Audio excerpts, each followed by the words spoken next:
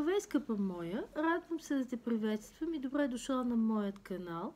Аз съм Диана, сертифициран експерт, ментор, женски коуч, ментор личностно развитие. Занимавам се с изучаване и реализация на психология дълги години. Скъпа моя, искам да те попитам, готова ли си да създадеш една нова връзка по твоите правила, със здрави взаимоотношения?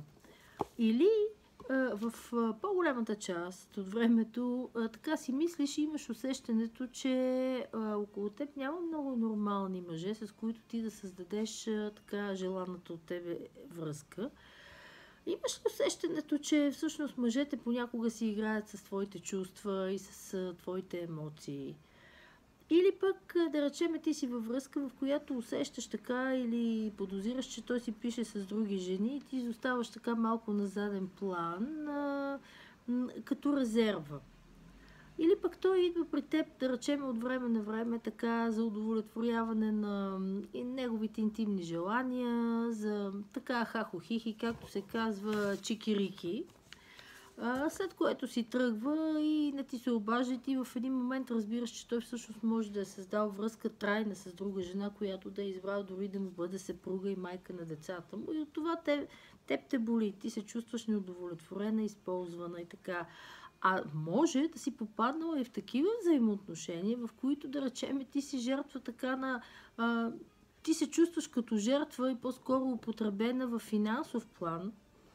Или пък той те е употребил за, да речем, за някаква услуга, която е свързана с твоята работа, с занятията ти.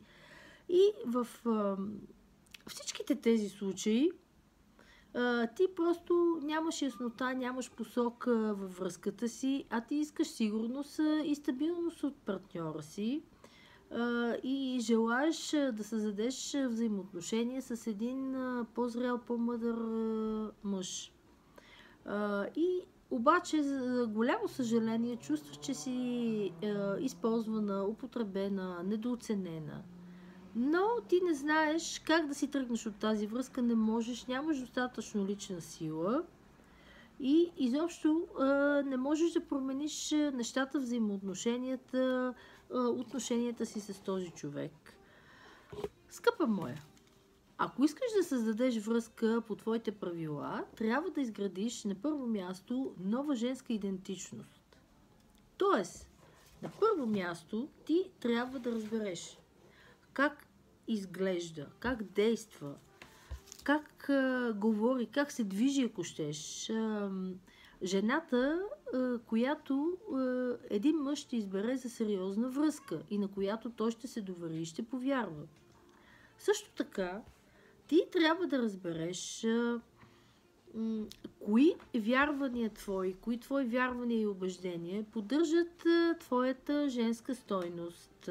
Тоест, в какво вярваш ти, как си възпитана, дали трябва да промениш твои навици. И не на последно място по важност, въпреки че го казвам на последно място, но не на последно място по важност, е много важно. Чуй ме внимателно. Много е важно ти да вдъхновяваш мъжа срещу тебе с една мекота, с една лекота, с една женственост, с една нежност, а не да го убеждаваш, да спориш с него, така да стигате до някакви спорове. На всичкото това аз мога да те науча, мога да ти разкажа, мога да ти покажа, ако ти се запишеш за лична консултация или сесия при мен. В този случай ти ще научиш как да започнеш нови отношения по правилният начин и по твоите правила. Кога да казваш да, кога да казваш не, как да заявиш своите граници, как да се държиш с мекота и нежност, но в същото време убедително и уверено към този мъж.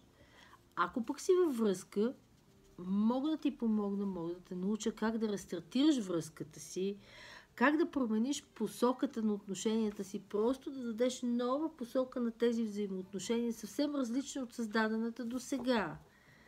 И следва също така, мога да те науча какво да промениш в поведението си, за да можеш да достигнеш до този мъж, който да ти избере теб за сериозна връзка и да го задържиш. Благодаря ти за доверието. Много се радвам, ако решиш да ми пишеш в Инстаграм или да ми се обадиш на телефон, който е посочен долу. Телефонът е 03 722 745.